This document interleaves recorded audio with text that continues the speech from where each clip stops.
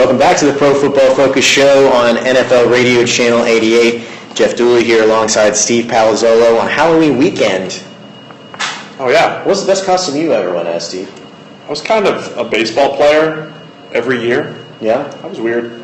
So, baseball That's player. not weird. I feel like that's a pretty common costume. I wanted to live my dream every Halloween.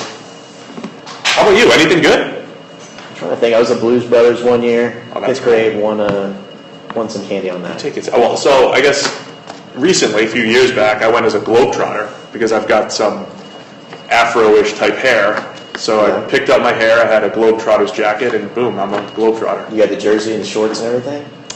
Just threw on the jacket and some wind pants, and I almost won an award for that too. It was the hair and the height. Football thing. Yes. You guys So there we go, I did something good. You guys win everything. No empathy for Brock. It's not fair. From me. Last week, Steve, I was wrong with my bold prediction. I said Carson Wentz would have the best PFF grade against the Vikings defense for the season, which was not a high bar to clear. All he had to do was better than 58.6, which Cam Newton did, and I was completely wrong. It was a really rough game for Wentz. Vikings are so good defensively. Yeah. They're just so good. I mean, they kept him off from the word rushed is the word that comes to mind. His whole game was rushed. So whether he was under pressure or he had a clean pocket, everything was just going so quickly, the Vikings made him look like a rookie. So yeah, I messed up that one. I'm involving the Eagles in this week's bold prediction. You ready for this? But it's going on the other side of the ball, the Cowboys. Okay. I'm going to predict that Ezekiel Elliott ends up with the number one PFF grade among running backs this week. I think this is a coming out party for him on Sunday Night Football. He's been racking up the yards.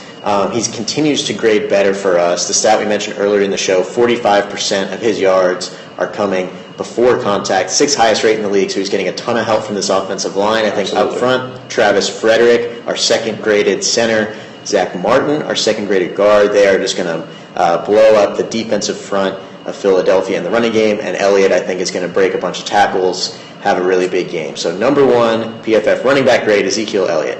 What do you think? No, it's very specific. I don't think it's not crazy, but the specificity of it makes it bold. And earlier, I nailed the Aaron Rodgers prediction. You did. Same deal. You're going back to week 3 here. Grade. Yeah.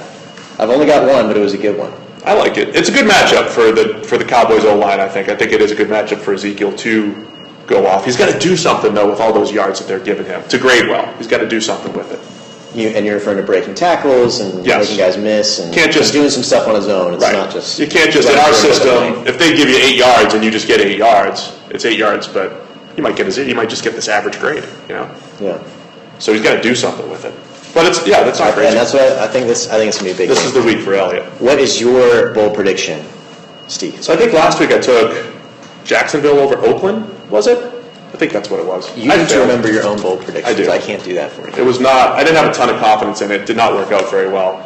And because I didn't have a ton of confidence in it, I'm going to double up with the whole Oakland flying to Florida thing. That's just it's a lot of travel back-to-back weeks. So I'm going to say Tampa Bay at home. You know, I always look at Jameis Winston as a guy who at any given week can just carry that offense, carry that team. This is the week against an Oakland secondary that's been inconsistent. I think Jameis, he's going to have a stretch at some point this season where he looks really, really good.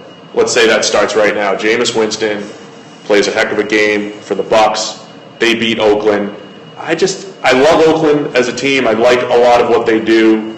The offense is so fun to watch, do a lot of creative things, take advantage of Derek Carr's skill set, but they're not going to win. The trip to Florida gets them this time. We have access to the world's most voluminous football data, and every week you make a pick based off of a West Coast team having to fly to the East Coast. Oh, that's 3 so far, huh?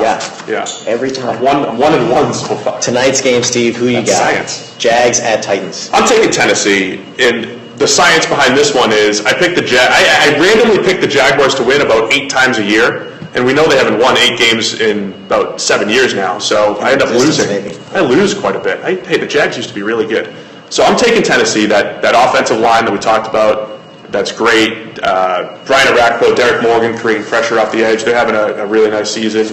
So I just think the Bortles issues are a little bit too much right now to overcome. Bortles, Allen Robinson, they haven't found their way yet. We said that they will at some point.